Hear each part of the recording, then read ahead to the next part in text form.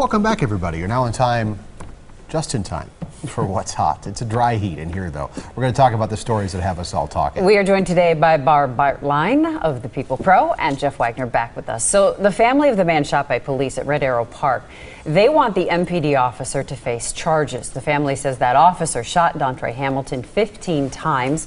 It happened in April after a scuffle in the park. Should that officer be charged? Well, the investigation isn't complete. I will tell you this. I think it is probably extremely unlikely that you're going to find criminal charges issued in a case like this. There appears to be a lot of evidence that the person who was shot ended up getting the officer's baton and was fighting on him. Having said that, I think there's going to be a question about, even if it's not a criminal matter, were proper police procedures followed, and could the officers have handled this in a different way? So I think there's going to be a lot of analysis on it. I don't think it's going to be a criminal case, but that's not to say that everything was handled appropriately. Yeah, and I think this is another case of how, as a society, and including the police, how we treat the mentally ill. This gentleman was mentally ill, and granted, he reportedly pulled a baton and he tried to assault one of the officers, and certainly they were justified in using some force. I don't think that meant they needed to shoot him. How would the officer have known that he was mentally ill? I mean, he was responding to a call that there was a person laying on the ground in the middle of this. Well, park. I think this is what the investigation revealed. I mean, there are some witness statements that indicate that there had been multiple other reports about this earlier in the day, and other officers had gone there to check it out. Now, I mean, they're ultimately going to determine that. So there's at least a suggestion that people had advance notice of what was going on here. At least that's what one eyewitness account says. Now, I'm not saying it's a fact, but I agree completely with Barb. If you look at the numbers, more and more police contacts nowadays are with people who have mental diseases or illnesses, and they just don't respond in normal fashions. And obviously police have a right to defend themselves, but we have to figure out how we're going to deal with this, because this is taking up more and more law enforcement time and resources. Well, and indeed, in the moment, I realize it's very difficult, but why couldn't they have tasered him? Or there were several officers there, even just confine him and put handcuffs on. Right. Indeed, I think the family is looking at this and saying this was excessive force. I mean, what I've heard from officers who know the officer who was involved in this is he started with a less than lethal form of restraint of the baton. He didn't pull his gun immediately. He pulled his baton, which is not going to kill somebody, but when he was disarmed, that's the point at which he felt he had to use lethal force. Right, which is why I think criminal charges are probably ultimately going to be unlikely. But I think in overall, looking at the situation, it's going to be what led up to this. You know, did this just happen in a vacuum, or were there other contacts earlier in the day that maybe police could have handled differently that wouldn't have resulted in this the confrontation ending like it did? Yeah, and the Department of Justice still doing the investigation on that. We're waiting for that to come down for more information. And it will be really tragic if it turns out that just a lack of communication, if better communication could have prevented this between the officers that day. All right, coming up next, we reveal the viewer's choice topic today.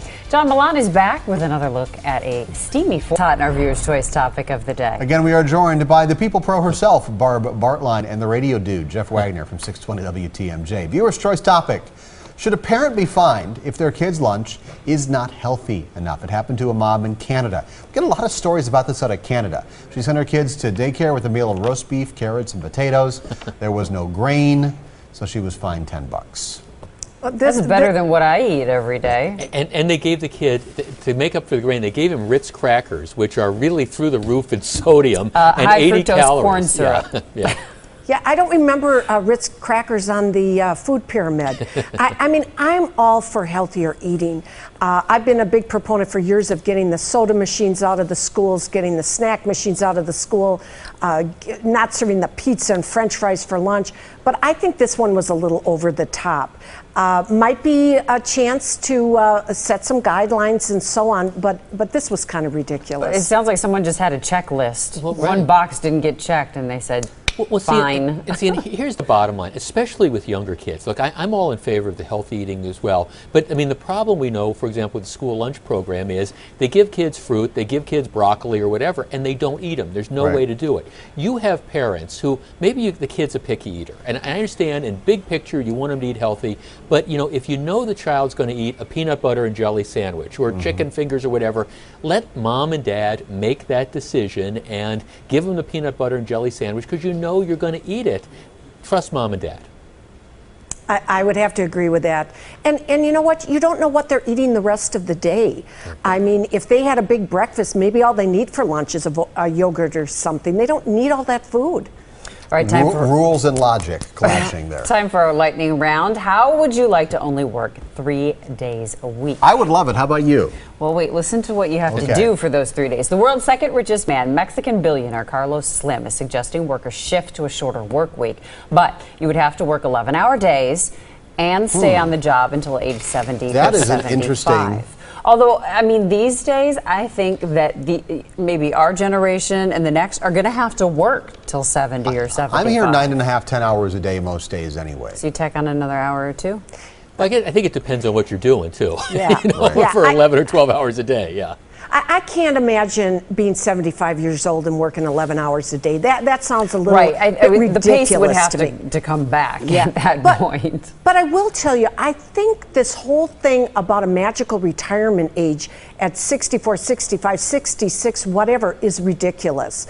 I think it'd be really nice if people could have shorter work weeks, but maybe have more flexibility and be able to have a Friday at home or whatever.